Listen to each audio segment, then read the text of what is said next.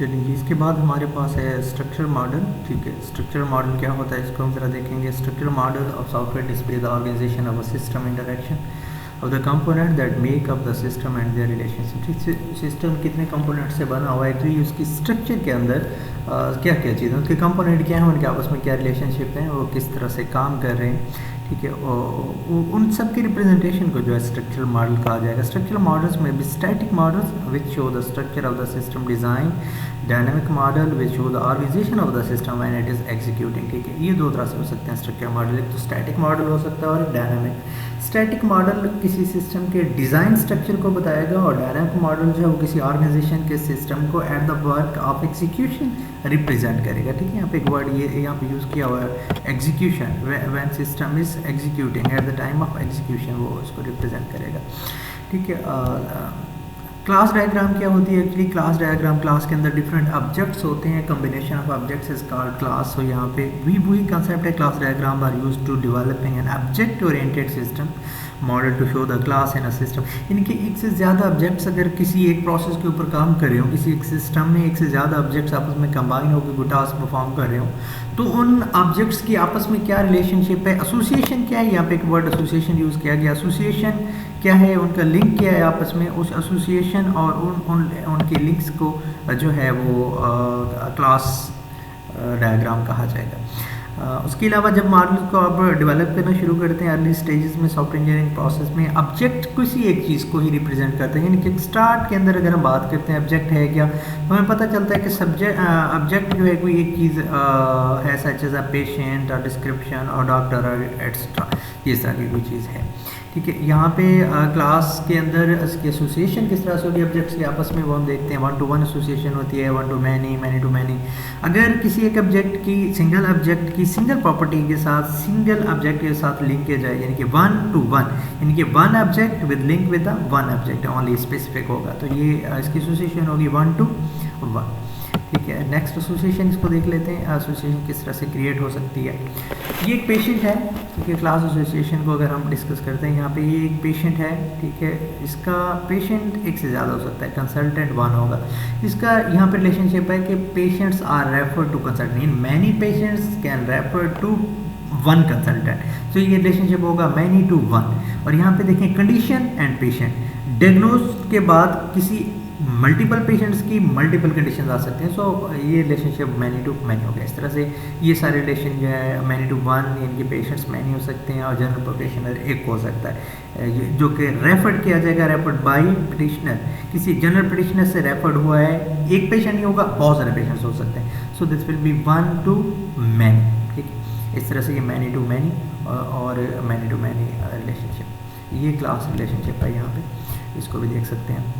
अगर हम क्लास के अंदर फर्दर थोड़ी डिटेल में चले जाएं, तो यहाँ पे हमें पता चलता है, यहाँ पे देखें कि डॉक्टर्स, डेट, टाइम, क्लिनिक और रीज़न, मेडिकेशन प्रिस्क्राइब्ड और ट्रीटमेंट प्रिस्क्राइब्ड और वॉइस नोट्स और ट्रांसक्रिप्ट, ये सारी चीज़ें जो उसने प्रिस्क्राइब की। अगर हम किसी एक ऑब्जेक्ट की फर्दर डिटेल में चले जाएं तो क्लास के अंदर, तो हम उनको फर्दर रिप्रेजेंट कर सकते हैं, ये it will become a specific class. और जनरल एक बात करें डॉक्टर, तो that will be a general class. ये आगे इसका कंसेप्ट भी ज़रा मैं आपको बताता हूँ कि जनरलाइजेशन क्या चीज़ है। यहाँ पे देखें, generalisation is an everyday technique that we use to manage complexity, कि बहुत ज़्यादा उसकी डिटेल बताने को, बहुत स्पेसिफिक हो जाने की बजाय हम जनरल वर्ड यूज़ करते हैं। लाइक हम किसी एंटिटी के लिए जनरल वर्ड हम यूज़ करते हैं, हैवानात, जैसे हमने कह दिया एनिमल्स, कार्स, ऑल कार्स। अब कार की कैटेगरी की तरफ जाएँ, उसको फर्दर डिटेल पढ़ें तो वो स्पेसिफिक हो जाएगा।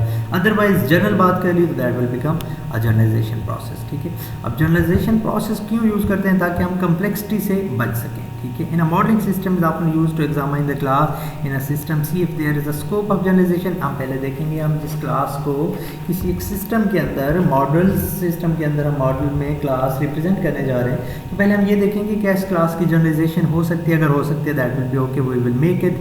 अगर नहीं हो सकती, क्योंकि in object oriented language such as Java, generalisation is implemented using the class inheritance mechanism built into the language. हाँ जी, एक और चीज़, क्लास के अंदर inheritance is the main thing, यानी कि अब जो एक ऑब्जेक्ट दूसरे ऑब्जेक्ट को क्या इनहेरिट कर रहा है, यानी कि उसकी जो प्रॉपर्टीज़ के अंदर शिफ्ट हो रही हैं, दैट इज कॉल्ड इनहेरिटेंस। तो ये कंसेप्ट उसके अंदर अवेलेबल है या नहीं है, जैसे हम वो प्रोग्रामिंग के अंदर बता रहा है कि जावा के अंदर ये प्रॉपर्टी होती है, सेम एज मॉडल बनाते हुए किसी सिस्टम का डिज़ाइन करते हुए भी हम ये चेक करेंगे। जनरलाइजेशन हायरार्की की जो है अगर हम बात करते हैं तो देखिए एक डॉक्टर है वो एक जनरल प्रैक्टिशनर हो सकता है या हॉस्पिटल डॉक्टर हो सकता है। अगर वो हॉस्पिटल डॉक्टर है तो फर्दर हायरार्की में आएगा वो कंसल्टेंट है या टीम डॉक्टर। अगर टीम डॉक्टर है तो वो ट्रेनी है या फिर क्वालिफाइड डॉक्टर है। तो ये इसकी एक हायरार्की डायग्राम से ये भी यहाँ पे हम देख सकते हैं। चलें जी, इसकी अगर हायरार्की के अंदर डॉक्टर्स को थोड़ी सी फर्दर डिटेल्स के अंदर हम चले जाएँ तो ये स्पेसिफिक क्लास की हायरार्की हो जाएगी। जैसे डॉक्टर का नेम हो गया, ठीक है, उसका नेम हो गया, उसका फ़ोन नंबर हो गया, उसका ईमेल हो गया, और सेम है उसका वो कर क्या सकता है, वो रजिस्टर कर सकता है और डी रजिस्टर कर सकता है। और जनरल प्रैक्टिशनर अगर हम बात करें जनरल प्रैक्टिशनर तो सिंपल उसका एक वर्ड यूज़ होगा। अगर उसके लिए हम उसकी फर्दर डिटेल में चले जाएं कि प्रैक्टिशनर की फर्दर क्या कंसेप्ट्स हैं, आगे वो प्रैक्टिस है और उसके एड्रेस है, ठीक है। इस तरह से हॉस्पिटल डॉक्टर्स में उसका स्टाफ है और पेजेस हैं जो उसकी डिटेल जिन्होंने।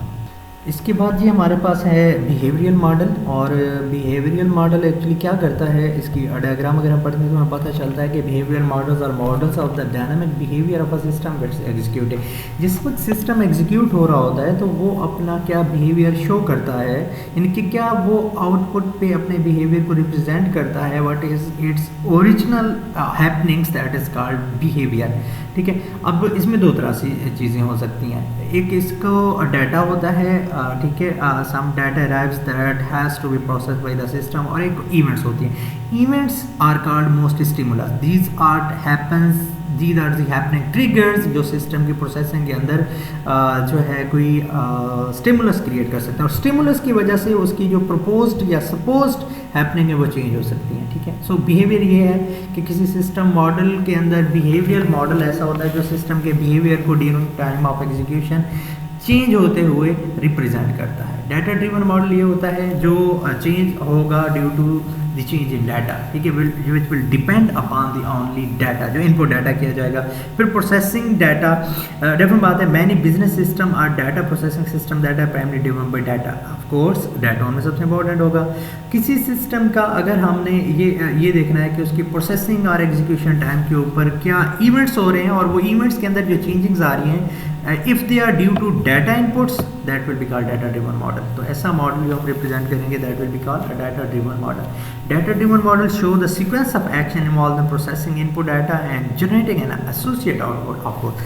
जो input data होगा वो सिस्टम को किस तरह से पुट किया जाता है और उनकी प्रोसेसिंग टाइम पे उसकी आउटपुट क्या आ रही है, उनके दरमियान जो सीक्वेंस ऑफ एक्शन है उनको रिप्रेजेंट करने के लिए हमारे पास डाटा ड्रिवन मॉडलिंग का कंसेप्ट यूज़ होता है, ठीक है। ये हमारे पास लास्ट था डाटा ड्रिवन मॉडल। इसके आगे जो मॉडल्स हैं वो हम इंशाल्लाह नेक्स्ट लेक्चर में इनको रिप्रेजेंट करेंगे।